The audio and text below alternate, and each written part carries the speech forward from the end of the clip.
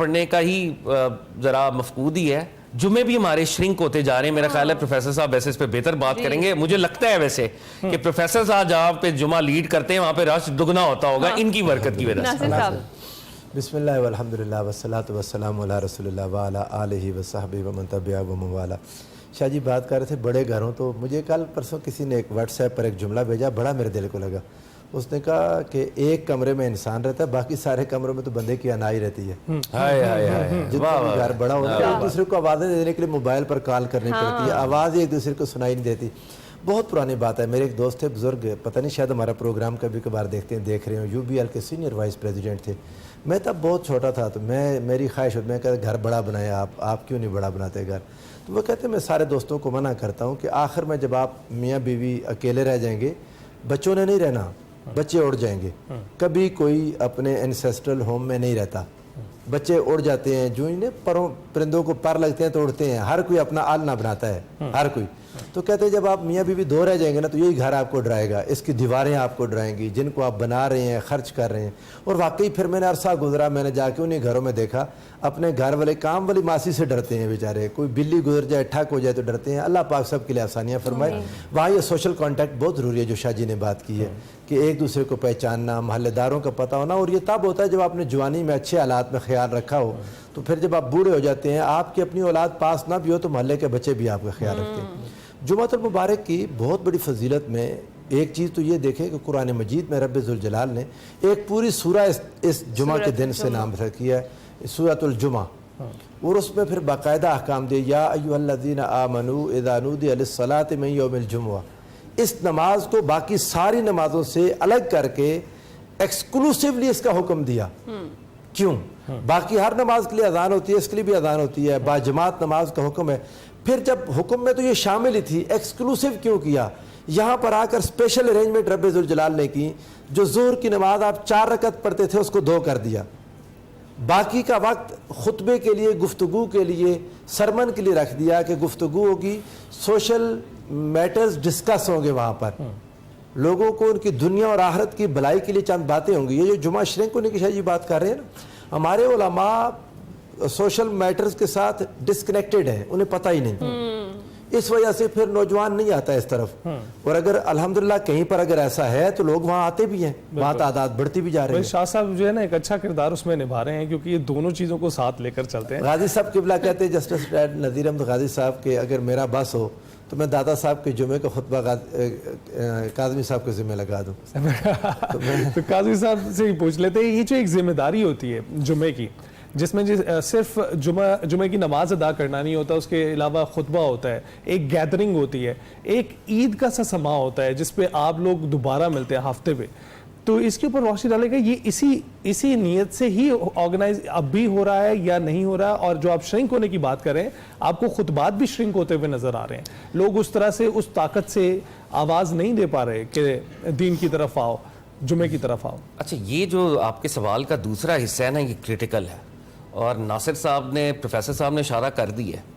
ہمارے جو کلیرکس ہیں, کلرجی ہے, کنٹمپریری ایشوز کا ان کو نہیں علم, حضرات نہیں, بالکل. اور جو ہماری یوتھ ہے اس کے دین کو بھی اپروچ کرنے کے ایشوز علیحدہ ہیں. فار انسٹنس, اس وقت ہماری جتنی نجی یونیورسٹیز ہیں, میرا جانے کا اتفاق رہتا ہے, سب سے بڑا مسئلہ ہے ایتھیزم.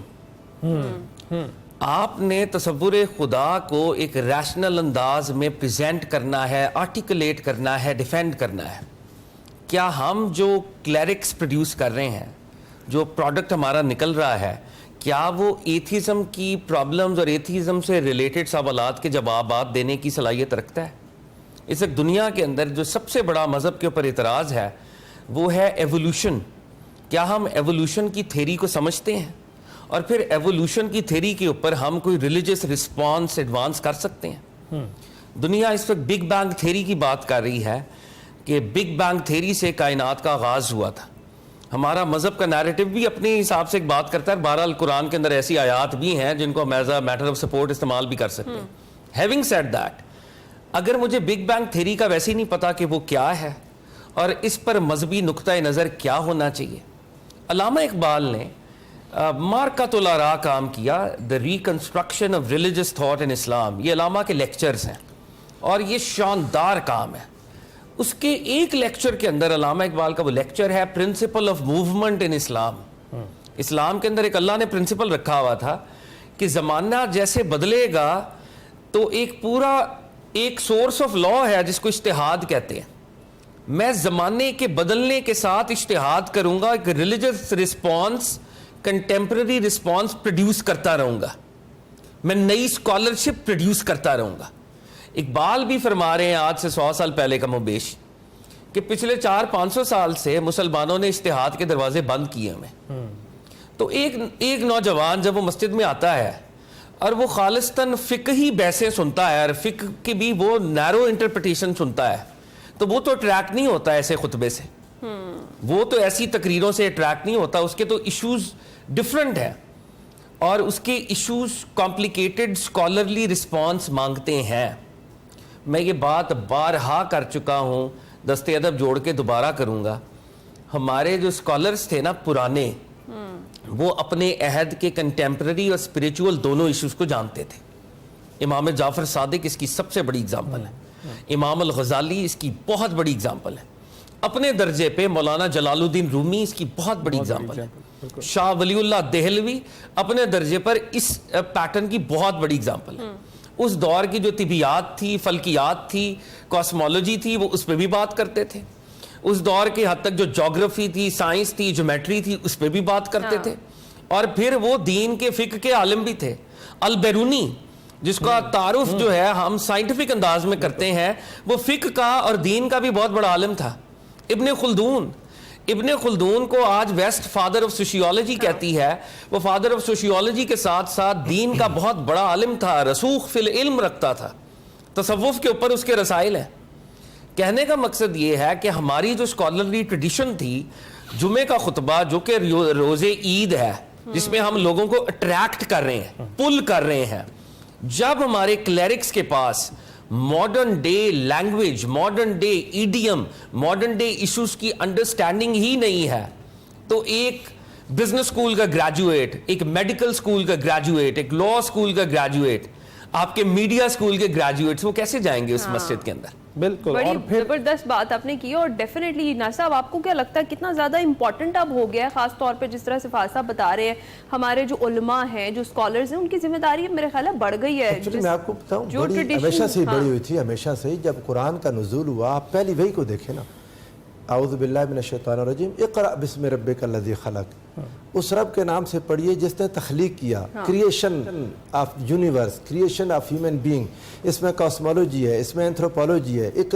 خلق الانسان من علق, اس میں ایمبریولوجی ہے, بیولوجی ہے. اگر آپ دیکھیں اسلام اپنے آغاز میں جن مضامین کو انٹروڈیوس کروا رہا ہے, اپنی ویری فرسٹ وے میں, very first revelation from almighty Allah جو آ رہی ہے, وہ کن علوم کو ڈسکس کر رہی ہے. اس کائنات کی جو وسعتیں ہیں اس کی طرف جا رہی ہے, کائنات کی تخلیق کی طرف جا رہی ہے. تو انسان کو تو میں چاہتا ہوں, میں سمجھتا ہوں کہ علماء وہی ہیں اور عالم وہی ہے اور اسکالر وہی ہے جس کو modern day knowledge hand on ہو, اور ساتھ اس کے وہ الجمع بین القدیم صالح والجدید النافع, جدید جو نافع ہے اور قدیم صالح, ان دونوں کو جمع کرنے والا ہوگا تو وہ ہوگا جو نوجوان نسل کو رہنمائی میسر کر سکے گا. ادروائز ساری جھگڑا لڑائی شلوار اوپر نیچے ہونے پر, رومال کے سائز پر جھگڑا ہے کہ کالر ہے یا نہیں ہے, کدھر ہے, لوگ تنگ پڑتے ہیں. داڑھی کے سائز پر جھگڑے شروع ہو گئے کہ یہ اتنی ہو تو اتنا. یہ ساری وہ چیزیں ہیں جو اپنی جگہ پر امپورٹنس کہیں رکھتی تھیں, لیکن اب آپ دیکھیں آپ کا نوجوان ایک اور طرف نکل چکا ہے, علم کا زاویہ پھیل چکا ہے, آپ کو اس طرف آنا پڑے گا. وہ آپ کی جو نیرو انٹرپریٹیشنز تھیں ایک زمانہ چلتی رہی تھی, اب تو ہر ایک کے ہاتھ میں موبائل آ گیا. اب اس موبائل نے بڑے بڑے علماء لوگوں کے پاس, اب ان کے اپنے بیڈ روم میں ان کو اویلیبل ہو گئے ہیں. پہلے تو ایک انسان صرف اپنی مسجد کی حد تک تھا, اب وہ صرف مسجد کی حد تک نہیں رہ گیا. وہ جو کچھ سن لیتا ہے جب اپنی مسجد میں آتا ہے تو وہاں پر گفتگو پھر وہی پرانی ہے. اور جہاں پر حد ہو گئی آپس میں صحابہ کرام اہل بیت اطہار کے وہ فضائل, کون بڑا کون چھوٹا ناپنے میں لگے ہوئے, جو میری بات نہیں مانتا اس کو کافر, حتیٰ کہ علامہ اقبال پر فتوے لگا رہے ہیں مسجدوں میں بیٹھ کر. تو یہ دیکھیں یہ تو ہے ایسے. ناصر صاحب بالکل, یہ خطبات جو تھے یہ ایک ایسا عمل تھا جس کی وجہ سے ہم اس جو ہے قرآنی جو ورڈ ہے اس کو پھیلا سکتے تھے, لوگوں تک پہنچا سکتے تھے. لیکن وہ متاثر ہونے لگا کیونکہ علم کی اگر بات کریں تو علم, اگر آپ کسی سبقت لے جانے کے لیے لے جا رہے ہیں, پھر آپ کہیں نہ کہیں خود پیچھے رہ جائیں گے. لیکن اگر آپ متاثر کرنے کے لیے کر رہے ہیں, لوگوں تک اپنی بات پہنچا رہے ہیں کہ اس کو سن کر وہ متاثر ہوں, تو پھر وہ اپناتے ہیں. ایک جو سیگمنٹ جس پر بات ہوئی